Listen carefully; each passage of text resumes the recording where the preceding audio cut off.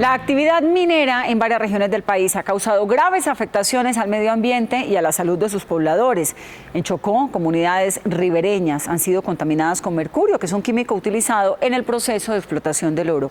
Estudios científicos recientes revelan altas concentraciones de mercurio en las personas, no solamente en el Chocó, sino también en otros departamentos donde se desarrollan actividades mineras. Informe especial.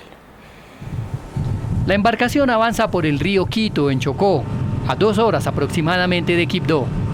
Desde muy joven, José Antonio Romaña ha navegado por estas aguas y cuenta cómo ha cambiado todo en los últimos años.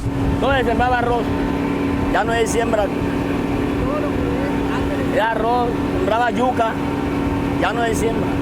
Se refiere a la embestida de dragas como esta, que en su búsqueda frenética por el oro han escarbado las entrañas del río, hiriéndolo de muerte. Un dron muestra la destrucción de su cauce, los bancos de arena y el daño causado a sus riberas. ¿Dónde trabajaba de las dragas? Que trabajaban en el canal del río, echaban el sedimento al río, al canal, no destapaban. Pero hay algo más grave que la pérdida de los cultivos a orillas del río y de su navegabilidad: la contaminación con mercurio, elemento químico utilizado en el proceso para conseguir el oro. Navegando por las aguas del río Quito se encuentran las dragas, herramientas necesarias para la minería ilegal. Según cifras oficiales, en Colombia, más de 78.000 hectáreas están afectadas por la minería a cielo abierto y el 78% está aquí, en el Chocó. Mientras los niños juguetean en el río contaminado, sus madres se la rebuscan rogando para que al final del día, por lo menos, 1 gramo de oro quede en sus bateas. Ellas saben que el río está enfermo, pero dicen que no hay remedio. Tenemos miedo con eso, pero uno de pobre, ¿qué puede hacer? Uno de pobre no puede hacer nada, uno pobre se tiene que ir. Así el mercurio lo mate. Como ella, hay cientos de habitantes en Río Quito que se declaran afectados por la contaminación con mercurio. Uno de ellos es Benedesmo Palacios, quien, documentos en mano, muestra que fue diagnosticado hace ya 2 años y en el último examen no le fue mejor. Estoy arrojando ese mercurio en la sangre un 49.80, es decir, estoy envenenado. Benedesmo dice que más personas pueden estar contaminadas en el pueblo. Esa pobre gente que se vive el rebusque en las dragas, mínimo lo tienen 80, 90 o 100. Más tarde, la Secretaría de Salud del municipio confirmó esta versión. Hicimos como un barrio, un diagnóstico en todo el municipio para identificar qué personas estaban intoxicadas con mercurio. Principalmente tenemos la cuenta de 160 personas intoxicadas con mercurio, con pruebas en orina, sangre y cabello. Lejos de allí, en la Universidad de Cartagena, Jesús Olivero Berbel, uno de los investigadores que más sabe sobre contaminación de peces con mercurio, dice que el problema no solo es en Río Quito. Las concentraciones de mercurio más elevadas las hemos encontrado en los bagres del río Atrato, al igual que los bagres de otros ríos del país.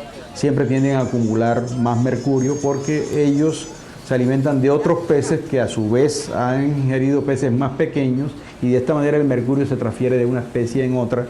Muchos habitantes de Quibdó, sin saberlo, pueden estar adquiriendo este metal pesado a través de la compra del pescado que venden en las plazas de mercado. Y esto obedece a que algunas personas en Quibdó, muy probablemente asociado con el consumo de pescado de manera permanente, presentaron concentraciones bastante elevadas. El experto habla de los daños que el mercurio causa a la salud humana. Manifestaciones que van desde dolores de cabeza, problemas para tener capacidad sensorial máxima, es decir, las personas, por ejemplo, pierden el campo visual, tienen problemas para hablar, de escucha, y hay una disminución importante en el coeficiente intelectual.